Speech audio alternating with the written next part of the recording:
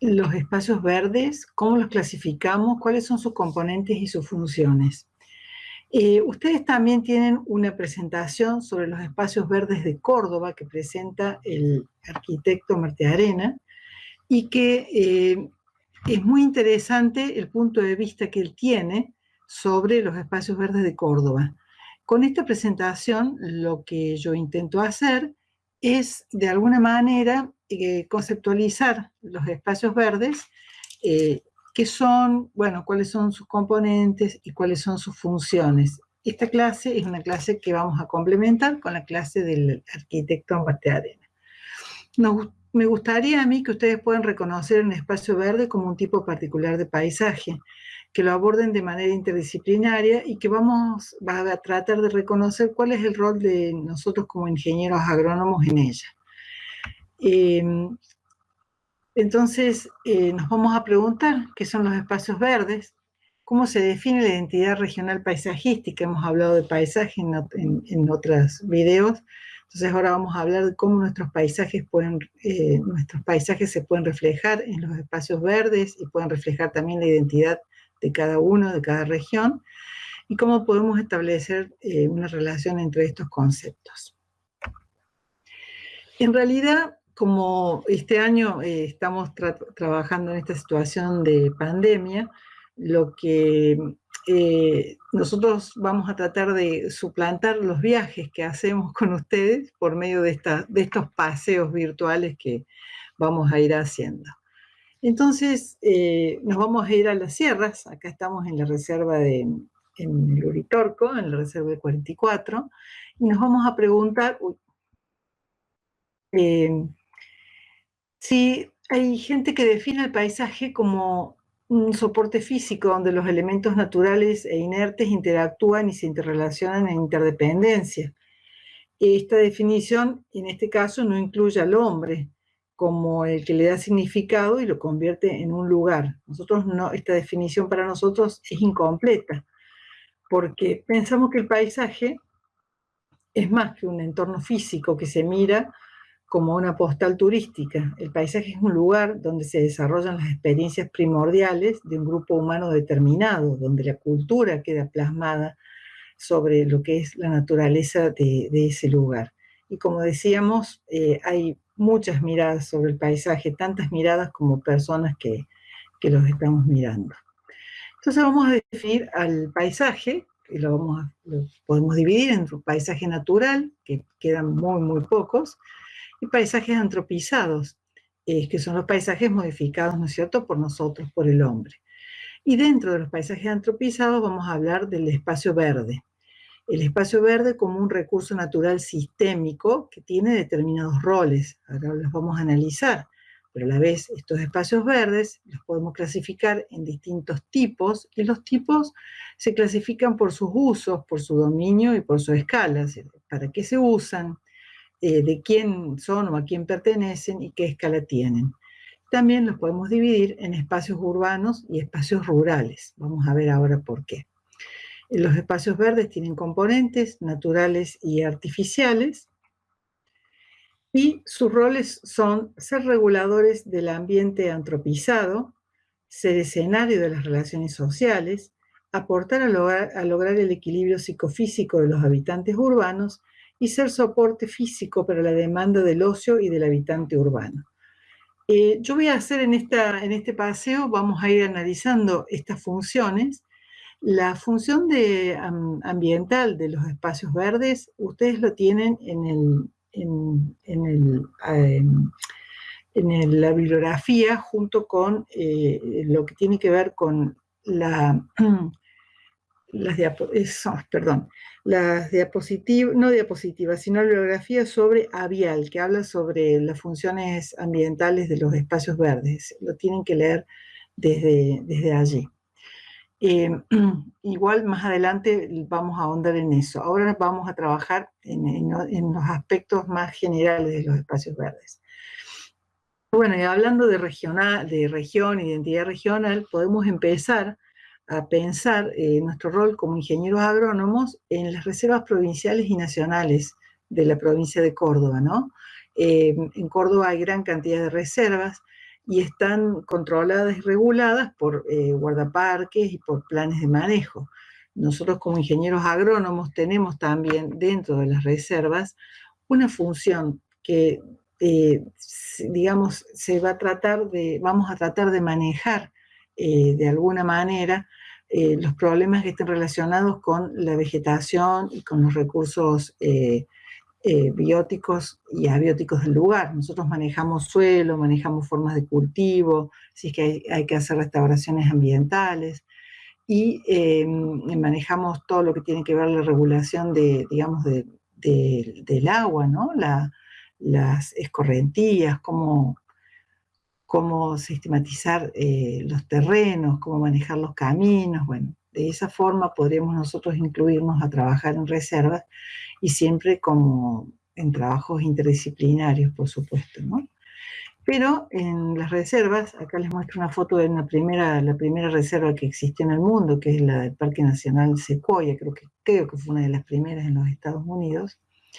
Tienen distintas áreas, ¿no? Son áreas protegidas, donde generalmente se protege algún elemento singular, o sea, digamos, surgen desde la idea de conservar y administrar determinado carácter de un lugar.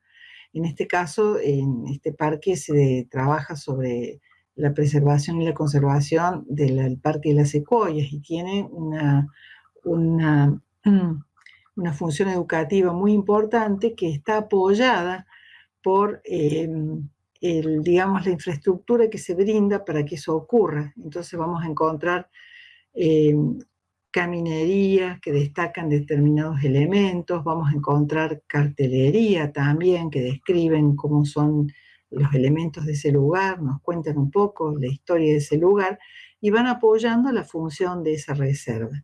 En este caso ya un ambiente tan, digamos, prístino, natural como puede ser una reserva, está de alguna manera intervenida con infraestructura y equipamiento para lograr que cumpla su función. Entonces, en este caso, por ejemplo, se quiere describir o se quiere hacer notar la singularidad de las secuoyas, de su tamaño, de la vida que tienen. Entonces, existen estos espacios donde la gente puede tocar las raíces, ver los tamaños de los troncos, se hacen comparaciones con, digamos, con determinados elementos para que la gente pueda calcular esos tamaños. Bueno, se dejan las plantas como están para que naturalmente vayan teniendo su degradación y todo esto es una excusa, digamos, para tener toda una función educativa.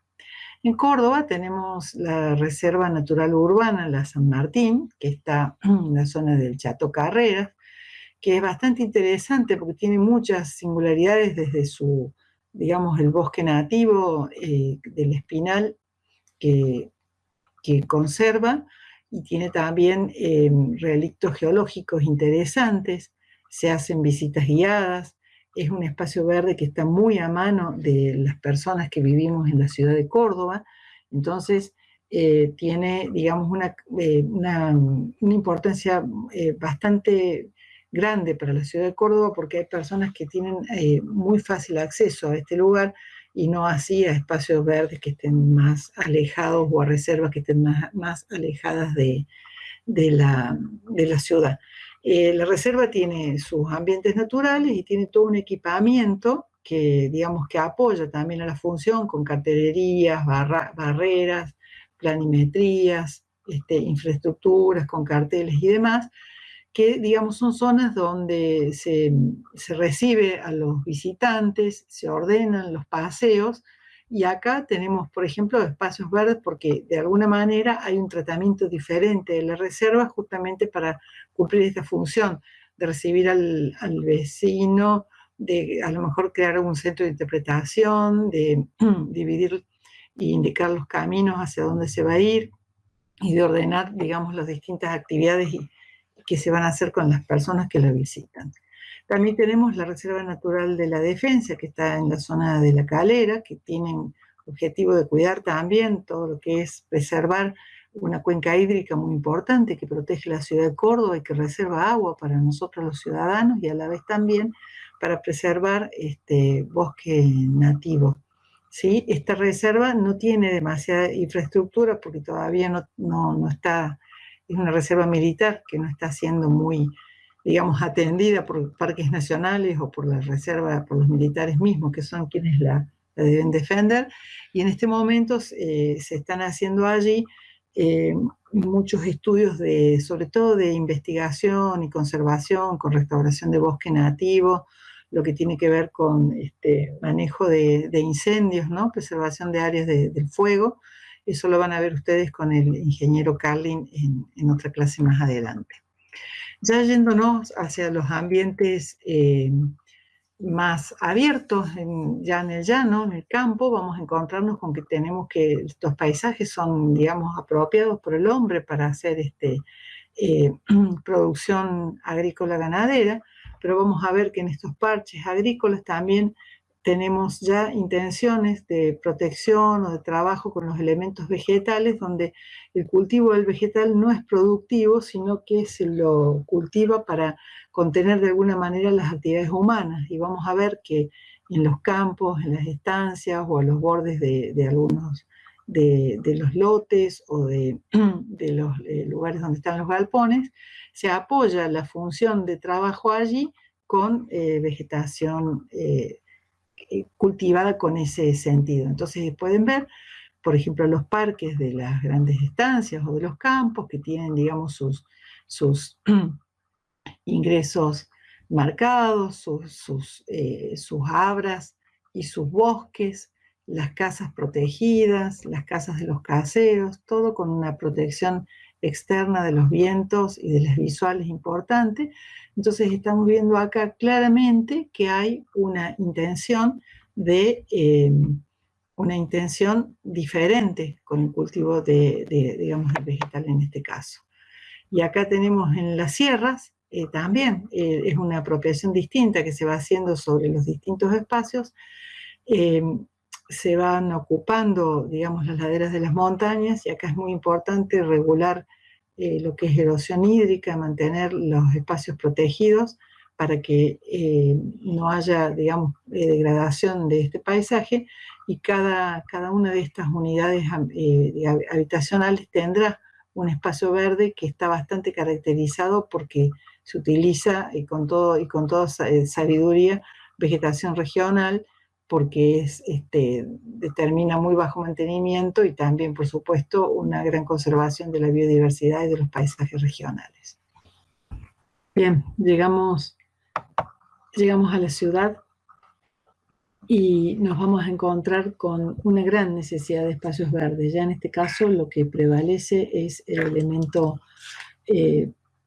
artificial para que el hombre viva allí, en estos ambientes urbanos, donde la mayor parte de lo que nosotros vemos son edificaciones de hormigón, puentes, iluminación, tráfico, muelles, tránsito, como les decía, donde las condiciones de vida, digamos, el clima urbano, si las ciudades son grandes, son bastante negativas para una buena calidad de vida de las personas que vivimos en la ciudad, ¿no?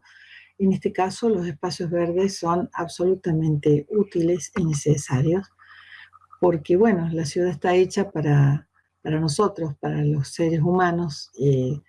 Todo es un artefacto, digamos, de la civilización, donde de alguna manera en algún momento nos alejamos de la naturaleza y ahora salimos a buscarla nuevamente.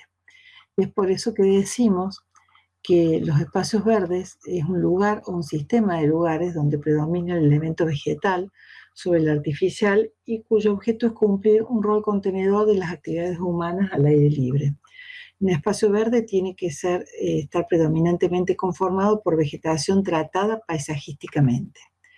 Vemos los componentes, de los cuales ya hemos hablado, son los componentes naturales físicos y los antropológicos culturales. Los componentes naturales somos los que como ingenieros agrónomos más manejamos de un paisaje o de un ecosistema espacio verde.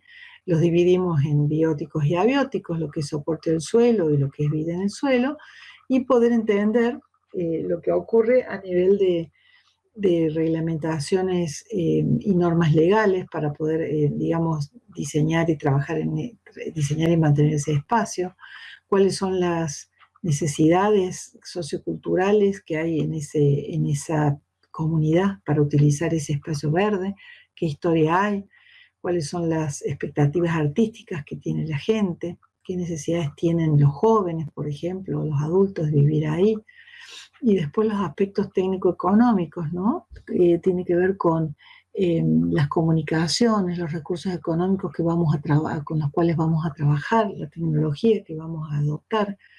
Bueno, trabajando en interdisciplina, con biólogos, con arquitectos, con ingenieros, vamos a conseguir que los recursos sistémicos, que somos los que nosotros son los que nosotros más manejamos, junto con las aspiraciones y tendencias de la sociedad, puedan llegar a crear un espacio verde, digamos, sustentable a través de nuestra creación.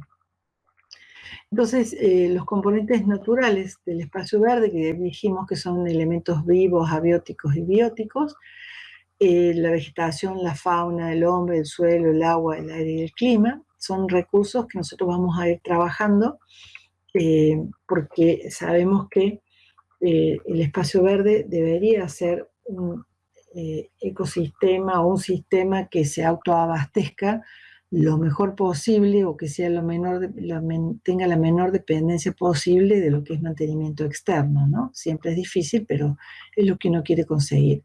Entonces, es importante que conozcamos que hay relaciones de integración, competencia, equilibrio, compensaciones, perturbaciones y disturbios entre todos los elementos y que podamos manejar esos elementos para poder conseguir un buen desarrollo de la vegetación en ese lugar.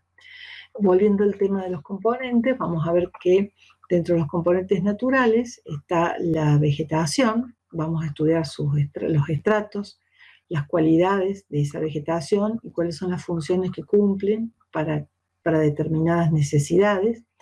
Vamos a trabajar conociendo los insectos, los microorganismos, ya sean benéficos o no, los animales que pueden llegar a interferir, me refiero a aves, a mamíferos, y digamos, a las necesidades del hombre como usuario y como modificador del sitio, que seríamos nosotros los modificadores y el hombre como usuario, digamos, el usuario del espacio verde. Y nosotros somos, como ingenieros agrónomos, grandes conocedores de lo que es la estructura base del sistema, el soporte sobre el cual todo esto se sustenta. Vamos a analizar y diagnosticar las condiciones del sitio en relación a lo que es el clima, el suelo, el aire, la luz, etc. Por otro lado, los espacios verdes se deben apoyar en elementos artificiales que les van a, digamos, que van a soportar la actividad que está planteada en el lugar. Entonces vamos a hablar de elementos estructurales y complementarios, siendo los estructurales los pavimentos, todo lo que es caminería, escaleras, muros, vallas y cercos, tutores y cazuelas en el caso del manejo de vegetación, y elementos complementarios como son el equipamiento, bancos, papeleros, bebederos, y la infraestructura de servicio como es el riego y la iluminación. Estos aspectos son los que nosotros tenemos que de alguna manera conocer para poder trabajarlos en conjunto con los elementos, los componentes naturales del espacio verde. Acá tenemos una clasificación de los espacios verdes desde sus usos. Vamos a hablar de espacios verdes desde jardines comunes, jardines de interiores aislados, parques lineales, isletas vehiculares, plazoletas y plazas, canteros de avenidas, jardines zoológicos, cementerios, parques, terrazas y plazoletas, espacios verdes en vacaciones, espacios verdes institucionales, que pueden también dividirse por su dominio, es decir, a quién le pertenecen. Por ejemplo, un jardín privado es un jardín, acá un jardín privado es de uso privado. Un parque lineal puede ser de uso público o puede ser de uso privado. Los canteros de avenida son de uso público, y así, ¿verdad? Un cementerio parque es un espacio, acá, un espacio de uso público, pero puede ser privado o público, depende de si es municipal o si es, digamos, de alguien en particular. Y por escala dividimos los espacios verdes desde isletas pequeñitas de 10 a 600 metros cuadrados hasta más de 1 hectárea. Los espacios verdes que son más eficientes ambientalmente son los que miden más de una hectárea, porque contienen árboles sobre todo y por el tamaño que tienen. Acá tenemos ejemplos de espacios verdes privados que se comparten con el público, digamos, con el vecino, pero nadie se le va a ocurrir tomar mate en ese lugar, ¿no? Los frentes de las viviendas, que en general tienen más bien un uso, les diría, estético, o de acompañar ventanas, de ocultar visuales, de acompañar caminos, etcétera, ¿no? Distinto es la situación de los patios, donde la gente ya permanece con más privacidad y se generan situaciones distintas. Acá tenemos el caso de un espacio verde de un condominio. Los condominios son lugares donde habitan muchas personas, entonces los espacios verdes son de uso común, de uso público, pero solamente para las personas que habitan ese condominio. Fíjense con la fuerza que se trabaja con los elementos, con los árboles, ¿no? Se trata de conseguir mucha sombra y una sensación de bosque para poder tapar lo que son estos tremendos edificios. La importancia que tienen los caminos, y uno se tiene que adaptar justamente a que la vegetación no levante caminos, por ejemplo, los bancos, ¿no? Para poder estar, la iluminación, pérgolas que van a sostener vegetación trepadora, bueno, y el césped, que siempre es fundamental que esté en muy buenas condiciones. ¿Ven? Acá la vegetación va acompañando la función, va, digamos, recorriendo los senderos y tiene acá una función estética.